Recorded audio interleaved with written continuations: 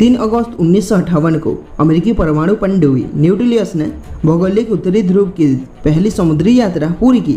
दुनिया की पहली परमाणु पनडुब्बी न्यूक्लियस ने अलास्का के पॉइंट वेरो में गोता लगाया और अंटार्कटिका की बर्फ की चादर के नीचे लगभग 1000 मील की यात्रा करके दुनिया के शीर्ष पर पहुंची। इसके बाद ये आइसलैंड की ओर बढ़ी, जिसने प्रशांत महासागर से अटलांटिक और यूरोप तक एक नया और छोटा मार्ग प्रशस्त किया।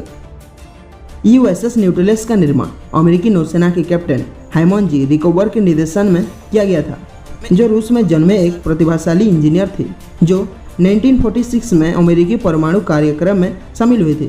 1947 में उन्हें नौसेना के परमाणु प्रणोदन कार्यक्रम का प्रभारी बनाया गया और उन्होंने एक परमाणु पनडुब्बी पर काम शुरू किया। अगले आलोचकों द्वारा कट्टरपंथी माने जाने वाले रिकोवर ने तय समय से कई साल पहले दुनिया की पहली परमाणु पनडुब्बी विकसित करने और वितरित करने में सफलता प्राप्त की। 1952 में न्यूक्लियस की कील राष्ट्रीय हैरी एस ट्रूमैन द्वारा रखी गई थी और 21 जनवरी 1954 को पहली महिला मैमी आई जॉन हबर ने ग्रोटन कनेक्टिकट में टेम्स नदी में इसे लॉन्च करते समय इसके अग्रभाग पर शैंपेन की एक बोतल फोड़ दी थी। इससे पहले आई डीजल इलेक्ट्रिक पनडुब्बियों से कहीं ज़्यादा बड़ी न्यूक्लियस की लंबाई 319 फीट थी और इसका विस्थापन 3180 टन था। ये लगभग असीमित अवधि तक पानी में डूब रह सकती थी, क्योंकि इसके परमाणु इंजन को हवा की ज़रूरत नहीं थी और इसमें बहुत कम मात्रा में परमाणु ईंधन की ज़रूरत थी।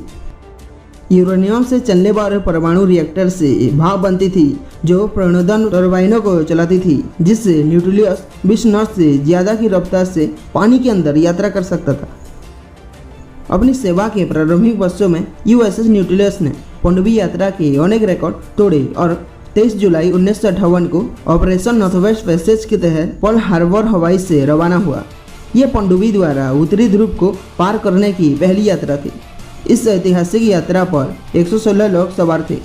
इनमें कमांडर विलियम और एंडरसन, 111 अधिकारी और चालक दल के सदस्य और 4 नागरिक वैज्ञानिक शामिल थे। न्यूक्लियस बेरिंग जल डमरू मध्य से उत्तर की ओर चला और तब तक सतह पर नहीं आया तब तक कि ये बिफोर सागर में पॉइंट वेरो अलास्का तक नहीं पहुंच गया।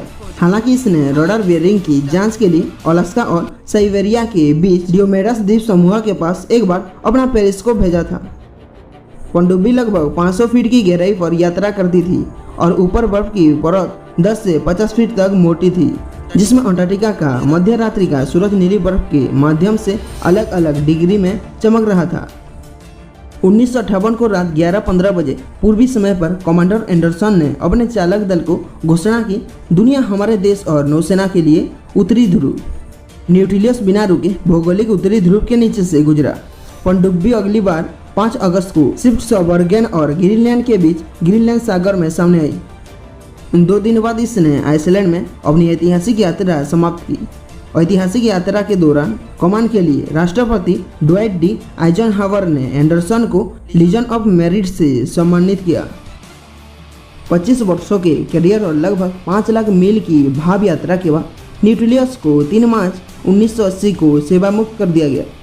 1982 में राष्ट्रीय ऐतिहासिक स्थल घोषित की गई दुनिया की पहली परमाणु पनडुब्बी को 1986 में कनेक्टिकट के ग्रोटन सिटी पनडुब्बी वर्ल्ड संग्रहालय में ऐतिहासिक जहाज न्यूक्लियस के रूप में प्रदर्शित किया गया। तो दोस्तों, ये था न्यूक्लियस के बारे में कुछ जानकारी। अगर आपको ये वीडियो पसंद आए तो वीडियो को लाइक कीजिए और आगे भी इस तरह का वीडियो देखना चाहते हैं तो चैनल को सब्सक्राइब करके बेल आइकन को ऑल में दबा देना ना भूलें। मिलते हैं अगले वीडियो में, तब तक के लिए नमस्कार।